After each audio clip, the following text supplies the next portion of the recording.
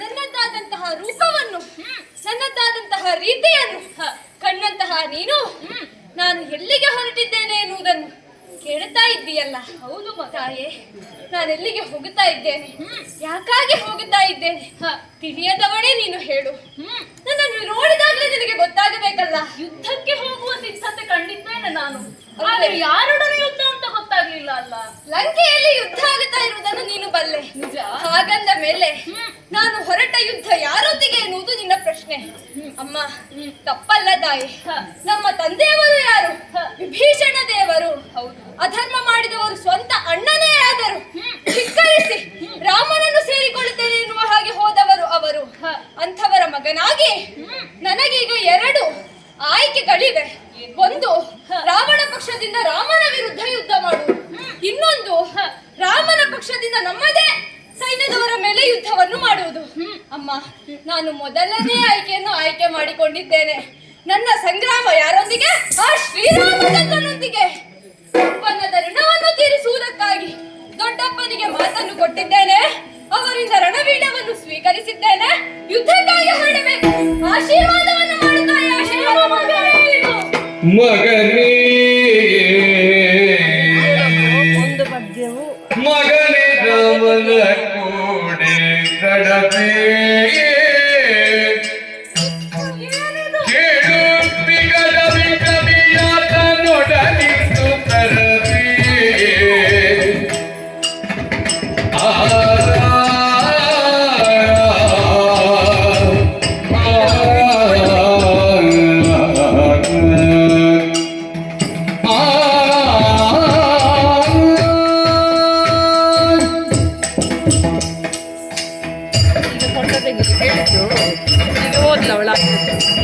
ಅವರ ಹತ್ತಿರ ಬರುವಾಗ ಮಗನೇ ರಾಮನ ಕೂಡೆ ರಣವೇಗೆ ಕೇಳು ಬಿಗಡವಿ ಕವಿಯಾತ ನೊಡನಿಂದು ಕರವೇ ಕೇಳು ಬಿಗಡವಿ ಕವಿಯಾತ ನೊಡನಿಂದು ತರವೇ ನಗೆಗೀಡು ಮಾಡುವುದೇಕೆ ನಗೆಗೀಡು ಮಾಡುವುದೇಕೆ ನಿನಗೆ ಜಗಲಿ ಪಡುವ ಆಕಾಂಕ್ಷೆಯಿಲ್ಲವೇ ಜೋಗೆ ನಿನಗೆ ಜಗಲಿ ಪಡುವ ಕಾಂಕ್ಷೆಯಿಲ್ಲವೇ ಜೋಗೆ ಮಗನೇ ರಾಮನ ಕೂಡೆ ರಣಬೇಕೆ ಕೇಳು ಬಿಗಡವಿ ಕವಿಯೊಡನಿಂದು ತರಬೇಕೆ ಮಗನೇ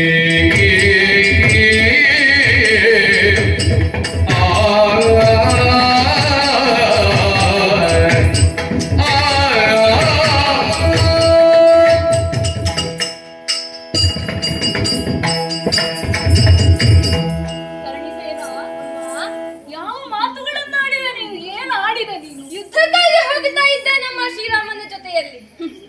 ಯಾರ ಜೊತೆಯಲ್ಲಿ? ಶ್ರೀರಾಮಚಂದ್ರನ ಜೊತೆಯಲ್ಲಿ. ಶ್ರೀರಾಮಚಂದ್ರನೊಂದಿಗೆ ಯುದ್ಧ ಅಂತ ಅಷ್ಟು ಸುಲಭವಾಗಿ ಹೇಳುತ್ತಾ ಇದ್ದೀಯ? ಯಾಕಮ್ಮ? ಆತ ನೀನು ಸಾಮಾನ್ಯನೆಂದು ಬಗೆದೆಯ? ಖಂಡಿತವಾಗಿಯೂ ಇಲ್ಲ ತಾನೆ. ನಿನ್ನ ಪ್ರತಿಯೊಂದು ಮಾತುಗಳನ್ನು ಕೇಳಿ ಸಂತೋಷ ಪಡುತ್ತಿದ್ದಂತಹ ಮನಸ್ಸು ನನ್ನದು. ಆದರೆ ಇಂದು ನಿನ್ನ ಮಾತುಗಳನ್ನು ಕೇಳಿ ಮನಸ್ಸು ದುಃಖ ಪಡುತ್ತಾ ಇದೆ ಕಂದ. ಯಾಕಮ್ಮ ಹಾಗೆ? ಕಾರಣ ಇದೆ. ಹೊರಟದ್ದು ಆ ಶ್ರೀರಾಮಚಂದ್ರನೊಡನೆ ಯುದ್ಧವನ್ನು ಮಾಡುವುದಕ್ಕಲ್ಲವೇ? ಖಂಡಿತವಾಗಿಯೂ ಯುದ್ಧ ಸಲ್ಲ ಮಗನೇ. ಯಾಕೆ? ನನಗೆ ಒಂದೆರಡು ಪ್ರಶ್ನೆಗಳನ್ನು ಕೇಳುತ್ತೇನೆ. ಸರಿ. ನೀರಿನಲ್ಲಿ ಬಿದ್ದಂತಹ ಇರುವೆ ಈಜಿ ಈಜಿ ದಡವನ್ನು ಸೇರಲು ಪ್ರಯತ್ನ ಪಡುತ್ತದೆ. ಖಂಡಿತವಾಗಿಯೂ. ಯಾಕೆ ಮಗನೇ? ಬದುಕುವ ಆಸೆಯಿಂದ ಅಮ್ಮ. ವೃದ್ಧನಾದವನು ಹಾಸಿಗೆ ಹಿಡಿದರೂ ಕೂಡ ಸ್ವಲ್ಪ ಸಮಯ ಹೆಚ್ಚು ಬದುಕಬೇಕು ಎಂಬ ಆಸೆಯನ್ನು ಪಡುತ್ತಾನಂತೆ. ಖಂಡಿತವಾಗಿಯೂ ಆತನಿಗೂ ಬದುಕುವ ಹಂಬಲ ತಾನೆ. ಎಳೆಯವನು ನೀನು, ನಿನಗೆ ಇನ್ನೂ ಈ ಜಗದಲ್ಲಿ ಬಾಳುವಂತಹ ಆಸೆಯೇ ಇಲ್ಲದಾಗಿ ಹೋಯಿತೆ ಮಗನೇ. ಯಾಕಮ್ಮ ಹಾಗೆ ಕೇಳುತ್ತಾ ಇದ್ದೀಯ? ಕಾರಣ ಇದೆ. ಮತ್ತೆ ನೀನು ಯುದ್ಧಕ್ಕೆ ಹೋಗುವುದು ರಾಮಚಂದ್ರನೊಡನೆ. ಸತ್ಯ. ಆತ ಸಾಮಾನ್ಯನಲ್ಲ. ಮತ್ತೆ ಆತನ ಹುಟ್ಟಾದ ಆದರೂ ಹೇಗೆ ಹೇಗೆ 60,000 ವರ್ಷಗಳ ಕಾಲ ದಶರಥ ಚಕ್ರವರ್ತಿ ರಾಜ್ಯ ಭಾರವನ್ನೇ ಮಾಡಿದರೂ ಕೂಡ ಆತನಿಗೆ ಮಕ್ಕಳಾಗಲಿಲ್ಲ. ಪುತ್ರ ಕಾಮಿಷ್ಟಿ ಯಾಗವನ್ನು ಮಾಡಿದಂತಹ ಪರಿಣಾಮವಾಗಿ ಋತುಸ್ನಾತೆಯಾಗುವಂತಹ ವಯಸ್ಸು ಕಳೆದಿದ್ದರೂ ಕೂಡ ಕೌಸಲ್ಯ ಉದರದಲ್ಲಿ ಸಂಜನಿಸಿದವನಲ್ಲವೇ ಆ ಶ್ರೀರಾಮಚಂದ್ರ. ಸತ್ಯ. ಹಾಗಿರುವಾಗ ಆತ ಸಾಮಾನ್ಯವಾಗುವುದಕ್ಕೆ ಸಾಧ್ಯವೇ ಹೇಳು? ಖಂಡಿತವಾಗಿಯೂ ಇಲ್ಲ. ಹುಟ್ಟಿದಂತಹ ಆತ ಅದೆಷ್ಟೋ ಮಹಾನ್ ಕಾರ್ಯಗಳನ್ನೇ ಮಾಡಿದ್ದಾನೆ. ಯಜ್ಞ ಸಂರಕ್ಷಣೆ ಇರಬಹುದು, ಅಹಲ್ಯೆಗೆ ಮರುಜನ್ಮವನ್ನು ಇತ್ತದಿರಬಹುದು, ಶಬರಿಗೋ ವಾಲಿಗೋ ಮೋಕ್ಷವನ್ನಿತ್ತದಿರಬಹುದು. ಇದನ್ನೆಲ್ಲ ನೋಡಿದಾಗ ಆತ ದೇವನೆನ್ನುವುದು ಸ್ಪಷ್ಟವಾಗಿ ನಮಗೆ ಗೋಚರಿಸುತ್ತದೆ ಅಲ್ಲವೇ ಮಗನೇ? ಆತನೊಂದಿಗೆ ಯುದ್ಧ ಅಂತ ಹೇಳಿದ್ರೆ ಪ್ರಪಂಚದಲ್ಲಿ ಎಲ್ಲರೂ ನಿನ್ನನ್ನು ಕೈ ತಟ್ಟಿ ನಗಾಡುವುದಿಲ್ಲ ಮಗನೇ, ನಗಾಡುವುದಿಲ್ಲವೇ ಮಗನೇ? ಇದೆಲ್ಲ ತಿಳಿದಿಲ್ಲ. ಲಾಲಿಸಿ ಕೇಳು ರಾಘವನಾಥನ ತಿಳಿದಿದೇನೋ ರಾಘವನಾಥನೋ ತಿಳಿದಿದೇನೋ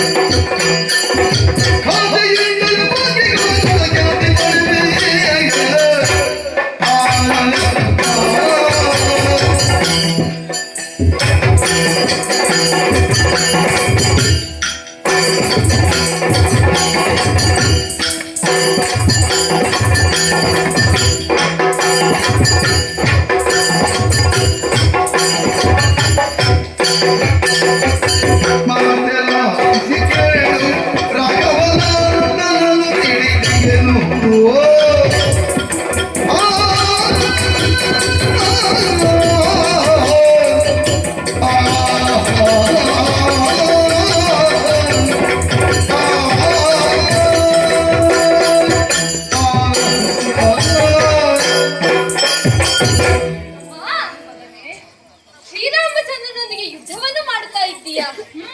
ಆತ ಯಾರೆಂಬುದಾಗಿ ಬಲ್ಲೆಯ? ಈ ರೀತಿಯ ಮಾತುಗಳನ್ನು ಆಡುತ್ತಾ ಇದ್ದೀಯಲ್ಲ. ಹೌದು ಮಗನೇ. ವಿಭೀಷಣನ ಮಗನಮ್ಮ ನಾನು. ಸೀತಾದೇವಿಯ ಸೇವೆಯನ್ನು ಮಾಡುವ ರಮಾದೇವಿಯ ಪುತ್ರ ನಾನು. ಶ್ರೀರಾಮಚಂದ್ರನ ಮಹತ್ವ ಏನು, ಆತನ ಮಹಿಮೆ ಏನು, ಆತನದ್ದಾದಂತಹ ಸಕಲ ರೀತಿಯ ಗುಣ ಸ್ವಭಾವ ಏನು, ಆತನ ವಿಕ್ರಮ ಏನು, ಸಕಲವನ್ನು ತಿಳಿದುಕೊಂಡಿದ್ದೇನೆ. ಇದೆಲ್ಲವನ್ನು ಅರಿತಿದ್ದೇನೆ. ಆದರೂ ನಾನು ಯುದ್ಧವನ್ನು ಮಾಡುವುದಕ್ಕೆ ಹೋಗುತ್ತಾ ಇದ್ದೇನೆ. ತಾಯೇ, ನಾವು ಯಾವಾಗಲೂ ನಮಗಿಂತ ದುರ್ಬಲರಾದವರ ಜೊತೆಯಲ್ಲಿ ಸಂಧಾನವನ್ನು ಮಾಡಿಕೊಳ್ಳಬೇಕು. ನಮಗಿಂತಲೂ ವಿಕ್ರಮಿಗಳಾದವರ ಜೊತೆಯಲ್ಲಿ ನಾವು ಯುದ್ಧವನ್ನು ಮಾಡಬೇಕು. ಆಗಲೇ ನಮ್ಮದ್ದಾದಂತಹ ವ್ಯಕ್ತಿತ್ವ ಎಷ್ಟು ದೃಢವಾಗಿದೆ ಎನ್ನುವುದನ್ನು ನಾವು ತೋರಿಸಿಕೊಡುವುದಕ್ಕೆ ಸಾಧ್ಯ. ಬಲಹೀನರ ಜೊತೆಯಲ್ಲಿ ಯುದ್ಧ ಮಾಡಿ ಏನು ಸಾಧಿಸುವುದಕ್ಕಾಗುತ್ತದೆ ಹೇಳು? ಯುದ್ಧ ಮಾಡುವುದು ತರ ಮಾಡಬೇಕು ಶ್ರೇಷ್ಠರಾದವರ ಜೊತೆಯಲ್ಲಿ. ಹೀನರ ಜೊತೆಯಲ್ಲಿ ಸರಸ ಮಾಡುವುದಕ್ಕಿಂತ ಶ್ರೇಷ್ಠರಾದವರ ಜೊತೆಯಲ್ಲಿ ಯುದ್ಧ ಮಾಡುವುದು ಲೇಸು, ಗುದ್ದಾಡುವುದು ಲೇಸು ಎನ್ನುತ್ತಾರೆ. ಅಂತೆಯೇ ಶ್ರೀರಾಮಚಂದ್ರನ ಜೊತೆಯಲ್ಲಿ ಯುದ್ಧಕ್ಕಾಗಿ ಹೊರಟವನು ನಾನು. ಖಾಸೆಯಿಂದಲೇ ಯುದ್ಧವನ್ನು ಮಾಡುತ್ತೇನೆ. ಆ ಮೂಲಕವಾಗಿ ಜೀವನದಲ್ಲಿ ನಾನು ಸಾರ್ಥಕ್ಯವನ್ನು ಹೊಂದುತ್ತೇನೆ. ಅಮ್ಮ, ನನ್ನ ಮಾತುಗಳನ್ನೆಲ್ಲವನ್ನು ಆಲಿಸಿದವಳು ನೀನಿದ್ದೀಯ. ಹೆತ್ತ ಒಡಲಿಗೆ ಮಗುವಿನ ಕರಡು ಅರ್ಥವಾಗುವುದಿಲ್ಲವೇ ಹೇಳು? ನಿನಗೆ ನಾನೇನು ಎನ್ನುವುದು ತಿಳಿದಿದೆ. ನನ್ನ ಮನಸ್ಸಿನ ಆತ್ಮದ ಶುದ್ಧತೆ ಏನು ಎನ್ನುವುದು ನೀನು ಅರ್ಥವಿಸಿಕೊಂಡವಳೇ ಇದ್ದೀಯ. ಅಂತಹ ನಿನಗೆ ನನ್ನ ಯೋಚನೆ ಎಷ್ಟು ಆಳದಲ್ಲಿದೆ ಎನ್ನುವುದನ್ನು ಗಾಳ ಹಾಕಿ ಅರಿಯುವುದಕ್ಕೆ ಸಾಧ್ಯವಾಗದ ಸ್ಥಿತಿ ಇಲ್ಲವಲ್ಲ ತಾಯಿ. ನಾನೇನೆನ್ನುವುದನ್ನು ನೀನೇ ಬಲ್ಲೆ. ಆಶೀರ್ವದಿಸಿ ಕಳುಹು ತಾಯಿ, ಆಶೀರ್ವದಿಸಿ ಕಳು ಮಗನೇ. ಬೇಡ ಆಶೀರ್ವದಿಸಮ್ಮ. ಮಗನೇ,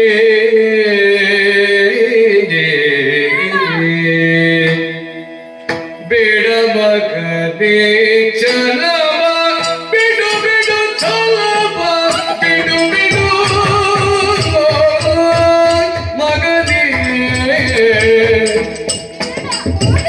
ನೋಡಿ ನೋಡದೆ ಕಳುಗಾರೆನು, ನೋಡಿ ನೋಡದೆ ಕಳುಗಾರೆನು. ಬೇಡ ಬೇಡ ಮಗನೇ, ಚಲವ ಬಿಡು ಬಿಡು, ಬೇಡ ಮಗನೇ, ಚಲವ ಬಿಡು ಬಿಡು ಬಿಡು ಬಿಡು, ಚಲವ ಮಗನೇ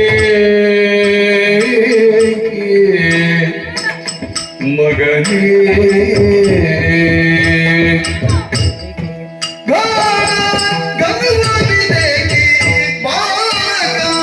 ದುಃಖ ಬರುವಾಗ ಚಂದಕ್ಕೆ ಜೊತೆಗೆ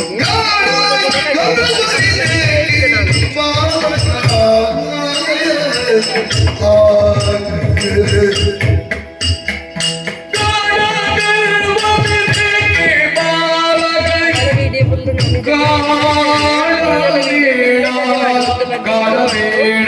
ಹೀಗೆ ಬರುವಾಗ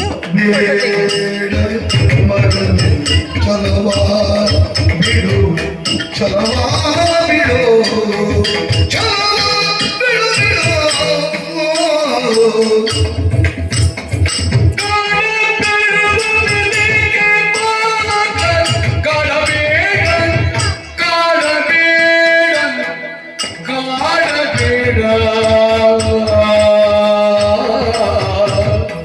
ಮಗನೇ ಕಂದ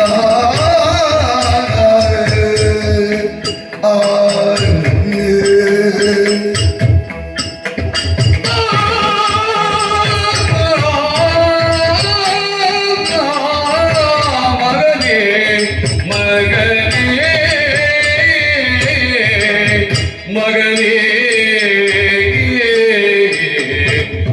ಮಗನೇ ಕಳುಹಿ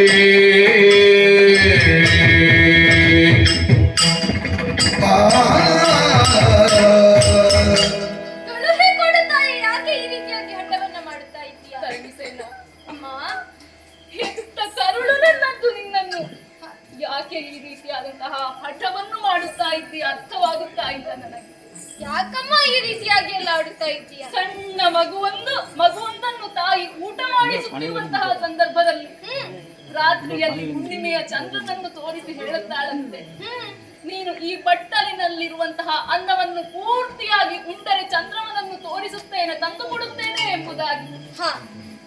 ಅದೇ ಮಗು ಬೆಳೆದು ದೊಡ್ಡವನಾದ ಮೇಲೆ ಆ ಚಂದ್ರವನ್ನು ನನಗೆ ಬೇಕೇ ಬೇಕು, ತಂದು ಕೊಡು ಅಂತ ಹೇಳಿದ್ರೆ ತಂದು ಕೊಡುವುದಕ್ಕಾಗುತ್ತದೆಯೇ ಹೇಳು? ಖಂಡಿತವಾಗಿಯೂ ಇಲ್ಲಮ್ಮ. ಮೊದಲನೆಯದ್ದಕ್ಕೆ ಹಠ ಅಂತ ಹೇಳುತ್ತಾರೆ, ಎರಡನೆಯದ್ದಕ್ಕೆ ಛಲ ಅಂತ ಹೇಳುತ್ತಾರೆ. ಮಗನೇ, ಜೀವನದಲ್ಲಿ ಸಾರ್ಥಕ್ಯವನ್ನು ಸಾಧಿಸಬೇಕೆಂದಾದರೆ ಕೆಲವು ವಿಚಾರಗಳಲ್ಲಿ ಛಲ ಅತ್ಯಗತ್ಯ ತಾಯಿ. ಹೌದು, ಆದರೆ ಇಂದಿನ ಈ ಪರಿಸ್ಥಿತಿಯಲ್ಲಿ ನಿನ್ನನ್ನು ನಾನು ಯುದ್ಧಕ್ಕೆ ಕಳುಹಿಸಲಾರೆ ಮಗನೇ. ಯಾಕಮ್ಮ ಈ ರೀತಿಯಾಗಿ ಯಾಕೆ ಬಲ್ಲೆಯ? ಹೆಣ್ಣಾದವಳು ತನ್ನ ಜೀವನದಲ್ಲಿ ಸಾರ್ಥಕ ಭಾವವನ್ನು ಪಡೆಯುವುದು ತಾಯಿಯಾದಾಗಲಂತೆ, ಸತ್ಸಂತಾನವನ್ನು ಪಡೆದಾಗಲಂತೆ. ನಾನು ಹೆತ್ತದ್ದು ನೀನು ಒಬ್ಬನೇ ಒಬ್ಬ ಮಗನನ್ನು ಕಂದ. ಸರಿ, ತಂದೆ ತಾಯಿಯರು ಮಕ್ಕಳನ್ನು ಹುಟ್ಟಿಸುವುದಾದರೂ ಯಾಕೆ? ಕೇವಲ ವೃದ್ಧಾಪ್ಯದಲ್ಲಿ ಅವರ ಸೇವೆಯನ್ನು ಮಾಡಬೇಕು ಎನ್ನುವಂತಹ ಕಾರಣದಿಂದ ಮಾತ್ರ ಅಲ್ಲ. ಕೊನೆಯ ಕಾಲದಲ್ಲಿ ಬಾಯಿಗೆ ಒಂದು ನೀರು ಹನಿಯನ್ನಾದರೂ ಬಿಡಲಿ ಎನ್ನುವಂತಹ ಕಾರಣಕ್ಕೆ ಸರಿ. ಅಷ್ಟು ಮಾತ್ರವಲ್ಲ, ಮತ್ತೆ ಸ್ಮಶಾನ ಯಾತ್ರೆಗೆ ಹೋಗುವಂತಹ ಸಂದರ್ಭದಲ್ಲಿ ಮಕ್ಕಳ ಹೆಗಲ ಮೇಲೆ ಆ ಯಾತ್ರೆಯನ್ನು ಪೂರೈಸಬೇಕು ಎನ್ನುವಂತಹ ಆಸೆಯನ್ನು ಹೊತ್ತು ಕಂದ. ಕಂದ, 10 ಮಕ್ಕಳಿಲ್ಲ ನನಗೆ, ಇರುವುದು ನೀನೇ ಒಬ್ಬ. ನಿನ್ನನ್ನು ಬಿಟ್ಟರೆ ನನಗೆ ಯಾರಿದ್ದಾರೆ ಕಂದ? ಹೇಗೂ ಅಪ್ಪ ಹೋಗಿ ಆಗಿದೆ. ಆ ನೋವನ್ನು ನಿನ್ನ ಮುಖ ನೋಡಿ ನಾನು ಸಂತೋಷ ಪಡುತ್ತಾ ಇದ್ದೆ. ಈಗ ನೀನು ಹೀಗೆ ಹೇಳಿದರೆ ನಾನು ಏನು ಮಾಡಲಿ? ಹೋಗಬೇಡ ಚಂದ್ರ, ಅಮ್ಮ ಯೋಚಿಸು,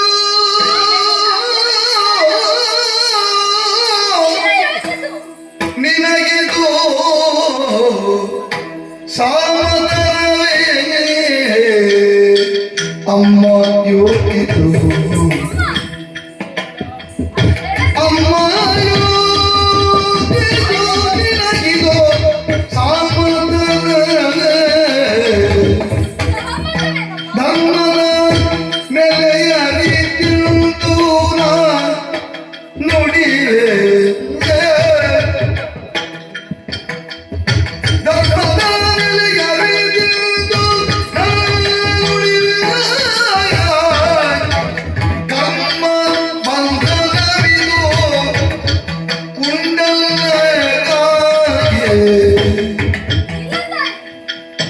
ಕರ್ಮ ಬಂಧನವಿದು ಕುಂಡಲಕಾಗೆ. ಸುಮ್ಮಗುಳಿಯಲ್ಲ ಕಾದುವೆ ಕುಂಡಲಕಾಗೆ. ಸುಮ್ಮಗುಳಿಯಲ್ಲ ಕಾದುವೆ ಕಾದುವೆ. ಅಮ್ಮ ಯೋಚಿಸು ಯೋಚಿಸು, ಅಮ್ಮ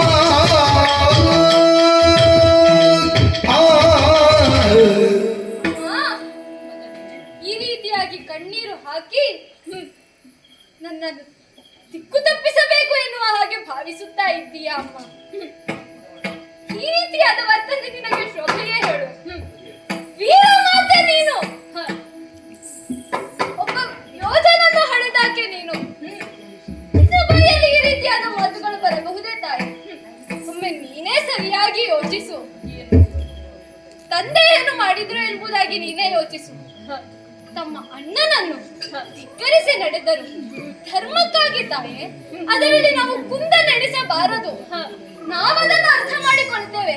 ಆದರೆ ಲಕ್ಕಿಯ ಬೀದ ಬೀದಿಗಳಲ್ಲಿ ಏನು ಮಾತನಾಡುತ್ತಾ ಇದ್ದಾರೆ ಎನ್ನುವುದನ್ನು ನೀನು ಅರಿತಿದ್ದೀಯಾ? ವಿಭೀಷಣ ದೇಶದ್ರೋಹಿ, ಭ್ರಾತೃದ್ರೋಹಿ, ಕುಲಘಾತುಕ ಎಂಬುದಾಗಿ ಆಡುತ್ತಾ ಇದ್ದಾರೆ. ಕೇಳಿಕೊಂಡು ಸುಮ್ಮನುಳಿಯೋದಕ್ಕಾಗುತ್ತದೆ ಹೇಳಮ್ಮ? ನಾನು ನಿನ್ನ ಮಗ ಅಲ್ವೇನಮ್ಮ? ವಿಭೀಷಣನ ಮಗ ನಾನು. ಪುತ್ರನಾಗಿ ನನಗೂ ಒಂದಷ್ಟು ಕರ್ತವ್ಯಗಳಿದೆ. ತಂದೆಯಾದವನಿಗೆ ಕೆಟ್ಟ ಹೆಸರು ಬರುತ್ತಾ ಇದೆ ಅಂತ ಆದಾಗ ಅದನ್ನು ತಡೆ ಹಿಡಿಯುವಲ್ಲಿ, ಅದಕ್ಕೊಂದು ಪರಿಹಾರವನ್ನು ಕಂಡು ಹಿಡಿಯುವುದರಲ್ಲಿ ಮಗನಾದವನು ಆಗಲೇ ಇಲ್ಲ ಎಂದಾದರೆ ಆತ ಪುತ್ರ ಎನಿಸಿಕೊಳ್ಳುತ್ತಾನೆಯೇ? ಖಂಡಿತವಾಗಿಯೂ ಇಲ್ಲ. ದೇಶದ್ರೋಹವನ್ನು ಮಾಡಿ ರಾಮನ ಸೇನೆಯನ್ನು ಸೇರಿಕೊಂಡಂತಹ ತಂದೆ ಇವನು ಅದೇ ದ್ರೋಹಿಯ ಮಗ ಎಂಬುದಾಗಿ ಚುಚ್ಚಿ ತೋರಿಸುವಾಗ ಇಷ್ಟು ದಿನಗಳ ಕಾಲ ಸಭೆಯಲ್ಲಿ ಒಂದಕ್ಷರವೂ ಮಾತನಾಡುವುದಕ್ಕಾಗದೆ ಮುಖಕ್ಕೆ ಬಟ್ಟೆ ಹೊತ್ತುಕೊಂಡಿದ್ದವನು ನಾನು ಬಾಯಿ ಮುಚ್ಚಿಕೊಂಡು ಇಂದಿನ ದಿನ ಸಹಿಸುವುದಕ್ಕಾಗಲಿಲ್ಲ. ಹೇಗಾದರೂ ಮಾಡಿ ಈ ಅಪವಾದದಿಂದ ದೂರವಾಗಬೇಕು ಎಂದುಕೊಂಡಿದ್ದೇನೆ. ತಂದೆಯವರು ಹೋದ ಮೇಲೆ ತಂದೆಯ ಮೇಲಿನ ಕೋಪವನ್ನು ನಮ್ಮ ಮೇಲೆ ತೋರಿಸಲಿಲ್ಲ ನಮ್ಮ ದೊಡ್ಡಪ್ಪ. ಅವರ ಹೊಟ್ಟೆಯಲ್ಲಿ ಹುಟ್ಟಿದಂತಹ ಅತಿಕಾಯನೋ ಇಂದ್ರಜಿತ್ತುವೋ ಯಾವ ರೀತಿಯಾಗಿದ್ದಾರೋ ಅದೇ ರೀತಿ ನಮ್ಮನ್ನು ನೋಡಿಕೊಳ್ಳಲಿಲ್ಲವೇ ತಾಯಿ? ನಿಜ. ಅವರಿಗೊಂದು ಕ್ಷಣ ಕಷ್ಟ ಬಂದಾಗ ನಾವು ಒಂದು ಕ್ಷಣ ಯೋಚಿಸಬೇಡವೇ ಹೇಳು? ಆ ಕಾರಣಕ್ಕಾಗಿ ಈ ದೇಶದ ನೀರನ್ನು ನಾವು ಕುಡಿದಿದ್ದೇವೆ. ದೊಡ್ಡಪ್ಪನ ಉತ್ಪನ್ನವನ್ನು ಉಂಡಿದ್ದೇವೆ. ಆ ಋಣವನ್ನು ನಾವು ತೀರಿಸಲೇಬೇಕು ತಾನೆ. ಮಾತೃಭೂಮಿ ಅದು ದೇವಲೋಕಕ್ಕಿಂತಲೂ ಮಿಗಿಲು ಉನ್ನತವಾದದ್ದು. ತಾಯಿಯು ಮಾತೃಭೂಮಿಯ ಋಣವು ಯಾವತ್ತು ತೀರುವಂತದ್ದಲ್ಲ. ಅದನ್ನು ತೀರಿಸಬೇಕಾದರೆ ಅಷ್ಟು ಕಷ್ಟವನ್ನು ತಾನು ಪಡಬೇಕಾಗುತ್ತದೆ ಮನುಷ್ಯ. ಸುಲಭದಲ್ಲಿ ಒಂದು ಅವಕಾಶ ಎನ್ನುವುದು ಬಂದಾಗ ಅದನ್ನು ಧಿಕ್ಕರಿಸಿ ನಾನೊಬ್ಬ ಮನೆಯಲ್ಲಿ ಸುರಕ್ಷಿತವಾಗಿ ಕುಳಿತು ಏನನ್ನು ಸಾಧಿಸಲಿ ತಾಯಿ? ನಾಳೆಯ ದಿನ ಹೊರಗೆ ಹೋಗುವಾಗ ನನಗೊಂದು ಮುಖ ಬೇಡವೇ? ಅಡಿದುಡಿದಂತಹ ನಮ್ಮ ಪಂಗಡದವರ ಮುಂದೆ ಯಾವ ಸುಟ್ಟ ಮುಖವನ್ನು ನಾನು ತೋರಿಸಲಿ? ಈ ಕಾರಣಕ್ಕಾಗಿಯೇ ಹೊರಟು ನಿಂತವನು ನಾನು. ವಿಭೀಷಣನ ಮಗನಾದರೇನಾಯಿತು? ದೇಶಕ್ಕಾಗಿ ಪ್ರಾಣ ಕೊಟ್ಟಿದ್ದಾನೆ ಅಂತ ಯಾರಾದರೂ ಒಬ್ಬರು ಹೇಳಿದ್ರೆ ಜೀವನಕ್ಕದು ಸಾರ್ಥಕವಲ್ಲವೇ ತಾಯಿ? ಯಾಕೆ ಅರ್ಥ ಮಾಡಿಕೊಳ್ತಾ ಇಲ್ಲ ನೀವು? ಮಗ ಸರಿ ಮಗನೇ, ಸರಿ ಮಗನಿಗೆ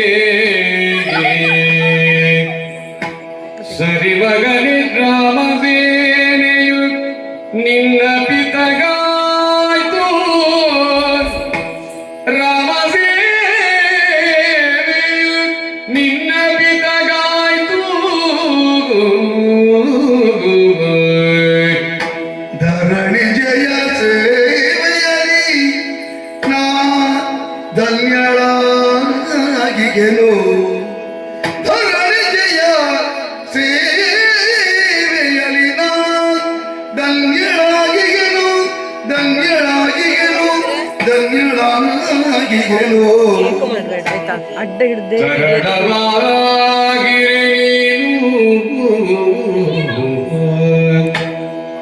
ತರಳನಾಗಿರಿ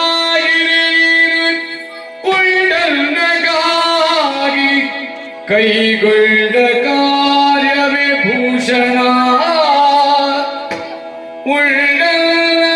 ಋಣಗಾಗಿ ಕೈಗೊಂಡ ಕಾರ್ಯವೇ ಭೂಷಣ.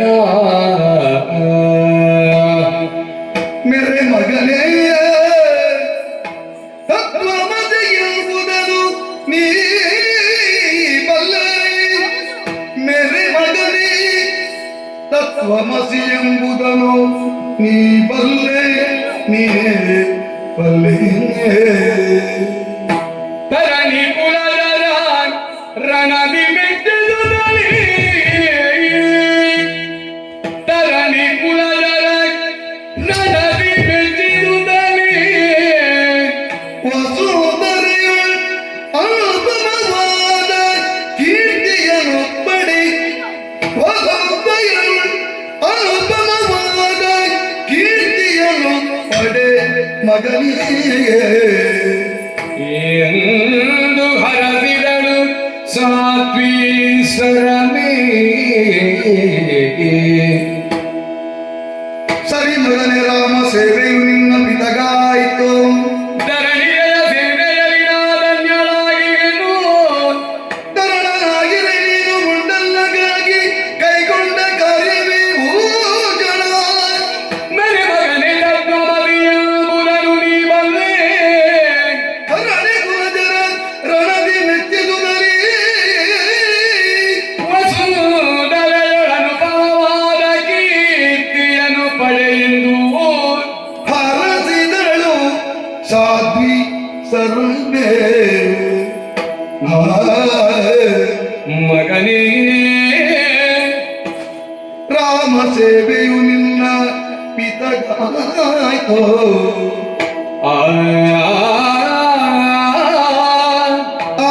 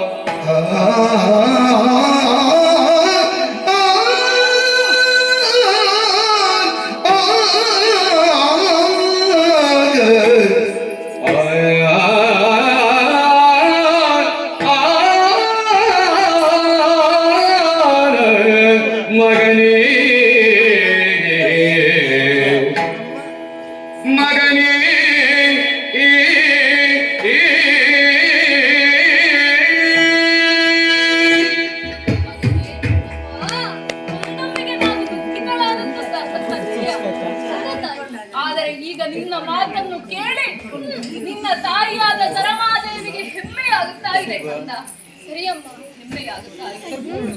ನೀನು ಯುದ್ಧಕ್ಕೆ ಹೋಗಲೇಬೇಕು, ಹೋಗತಕ್ಕದ್ದು. ಸರಿಯಮ್ಮ. ಇಲ್ಲದೆ ಹೋದರೆ ದೇಶದ್ರೋಹದ ಕೊರತೆ ನಮಗಾಗುತ್ತದೆ. ಅಪವಾದ ಎನ್ನುವುದು ಆಗುತ್ತದೆ. ಆಗಾಗ ಕೂಡದು ಕಂದ. ಇಡೀ ಲಂಕೆಯೇ ಇಂದು ಹೊಗೆಯಾಡುತ್ತಾ ಇದೆ. ಅದೆಷ್ಟೋ ಹೆಂಗಸರು ಗಂಡನನ್ನು ಕಳೆದು ವಿಧವೆಯಾಗಿ ದುಃಖಿಸುತ್ತಾ ಇದ್ದಾರೆ. ಅದೆಷ್ಟೋ ಮಕ್ಕಳು ಅಪ್ಪ ಅಮ್ಮ ಇಲ್ಲದ ಚಿಂತೆಯಲ್ಲಿ ಕೊರಗುತ್ತಾ ಕಾಲ ಕಳೆಯುತ್ತಾ ಇದ್ದಾರೆ. ಕೇವಲ ನಾನು ಸ್ವಾರ್ಥಿಯಾಗಿ ನನ್ನ ಮಗನನ್ನು ಉಳಿಸಬೇಕು ಅಂತ ಹೇಳಿ ನಿನ್ನನ್ನು ಯುದ್ಧಕ್ಕೆ ಕಳುಹಿಸದೆ ಹೋದರೆ ನಾನು ಕೂಡ ಸ್ವಾರ್ಥಿಯಾಗುತ್ತೇನಲ್ಲ. ಆ ಕೆಟ್ಟ ಅಪವಾದ ನಮಗೆ ಬೇಡ. ಹೇಗೂ ಈಗಾಗಲೇ ನಿನ್ನ ಅಪ್ಪನಾದಂತಹ ವಿಭೀಷಣ ರಾಮ ಪಾಳೆಯವನ್ನು ಸೇರಿಯಾಗಿದೆ. ನಿಜ, ಯಾವ ಜನ್ಮದ ಸುಕೃತ ಫಲವೋ ನನಗೆ ಗೊತ್ತಿಲ್ಲ. ಆ ಸೀತಾಮಾತೆಯ ಸೇವೆಯ ಭಾಗ್ಯ ನನ್ನ ಪಾಲಿಗೆ ಸಿಕ್ಕಿದೆ ಕಂದ. ಅವರೇನು ಸಾಮಾನ್ಯರು, ಹಿತವಾಗಿಯೂ ಇಲ್ಲ. ಲೋಕದ ಉದ್ಧಾರಕ್ಕೆ ಬೇಕಾಗಿ, ಧರ್ಮದ ಉದ್ಧಾರಕ್ಕೆ ಬೇಕಾಗಿ ಆ ಮಹಾವಿಷ್ಣುವೇ ಅವತಾರ ತಾಳಿದ್ದಲ್ಲವೇ ಶ್ರೀರಾಮಚಂದ್ರ. ಮಹಾವಿಷ್ಣುವನ್ನು ಕೈ ಹಿಡಿಯುವುದು ಯಾರು ಹೇಳು? ಲಕ್ಷ್ಮೀದೇವಿಯಮ್ಮ. ಅವಳೇ ಆ ಸೀತಾದೇವಿ. ಅವಳ ಸೇವೆಯನ್ನು ಮಾಡುತ್ತಾ ಸಂತೃಪ್ತಿಯನ್ನು ನಾನು ಹೊಂದುತ್ತಾ ಇದ್ದೇನೆ. ಹೇಗೂ ಉಂಡನ್ನದ ಋಣ ನಮ್ಮಲ್ಲಿದೆ. ಇನ್ನು ತೀರಿಸಲೇಬೇಕು. ಹೆತ್ತ ಒಡಲು ಮಗನೇ, ಯುದ್ಧದ ಪರಿಸ್ಥಿತಿ ಏನಾಗುತ್ತದೆ ಎಂಬುದಾಗಿ ಸ್ಪಷ್ಟವಾಗಿ ನಾನು ಬಲ್ಲೆ ಮಗನ. ತಿಳಿದೇ ನಿನ್ನ ಮಗನನ್ನು ಹುತಾತ್ಮನಾಗುವುದಕ್ಕೆ ಕಳಿಸುತ್ತಾ ಇದ್ದೀಯಮ್ಮ. ನೀನು ವೀರಮಾತೆ ತಾಯಿ ತರಣಿಸೇನಾ? ಸ್ವಲ್ಪ ಆಲೋಚನೆಯನ್ನು ಮಾಡು. ನಿನ್ನನ್ನು 9 ತಿಂಗಳು ಈ ಗರ್ಭದಲ್ಲಿ ಇರಿಸಿ ನಿನ್ನನ್ನು ಹೆತ್ತದ್ದು ನಾನು ಕಂದ. ಹಾಗಿರುವಾಗ ಎಷ್ಟು ಹೇಳಿದರು ಈ ಹೆತ್ತ ಒಡಲು ತಾಯಿ ಬೇಕಂತ. ಒಂದು ಮಾತನ್ನು ನೆನಪಿಟ್ಟುಕೋ ರಣರಂಗದಲ್ಲಿ. ರಾಮನೊಡನೆ ಯುದ್ಧವನ್ನು ಮಾಡುವುದಕ್ಕೆ ಹೋಗುವಾಗ ತತ್ವಮಸಿ ಅದುವೇ ನೀನಾಗಿರು ಕಂದ. ನಿನ್ನೊಳಗೆ ಇರುವಂತಹ ಆ ಪರಮಾತ್ಮನೇ ರಾಮ ಎನ್ನುವುದಾಗಿ ತಿಳಿ ಕಂದ. ಆ ಆತ್ಮನೇ ಪರಮಾತ್ಮ, ಆ ಪರಮಾತ್ಮನೇ ರಾಮನೆಂದು. ಅವನಲ್ಲಿ ಯಾವುದೇ ರೀತಿಯಾದಂತಹ ವೈರವನ್ನು ಯುದ್ಧವನ್ನು ಮಾಡಬೇಡ. ಖಂಡಿತವಾಗಿಯೂ ಇಲ್ಲ ತಾಯಿ, ಆ ರೀತಿಯ ಅಪರಾಧವನ್ನು ನಾನು ಮಾಡುವವನಲ್ಲ. ಅದನ್ನು ಸರಿಯಾಗಿ ನೆನಪಿಟ್ಟು ಯುದ್ಧದಲ್ಲಿ ಸಂಪೂರ್ಣ ನಿನ್ನ ಶಕ್ತಿ ಸಾಮರ್ಥ್ಯವನ್ನು ವಿನಿಯೋಗಿಸು ಕಂದ. ಆದ್ರೆ ಮಗನೇ, ದಿನನಿತ್ಯವೂ ದೇವರಿಗೆ ನಾನು ಪೂಜೆಯನ್ನು ಮಾಡುತ್ತೇನೆ.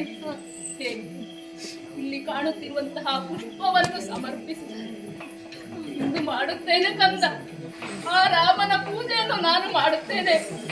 ಹೇಗೆ ಬಲ್ಲೆಯ?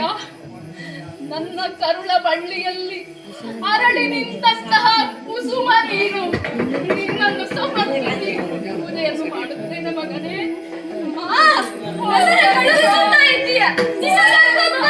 ಕರುಳಿರಿಯುವ ವೇದನೆಯದು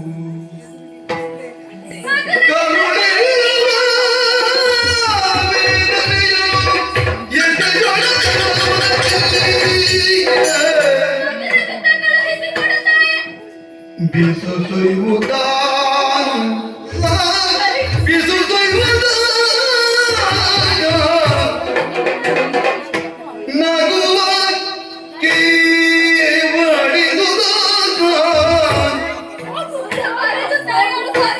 ಅರಸಿನದ ಅಕ್ಷತೆಯ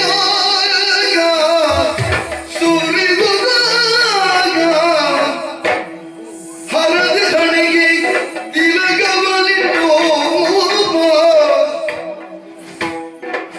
ಮುದ್ದಿಸಿ ಮುಂದಲನು ಮುದ್ದಿಸಿ ಕಳುಗಿದೆಳು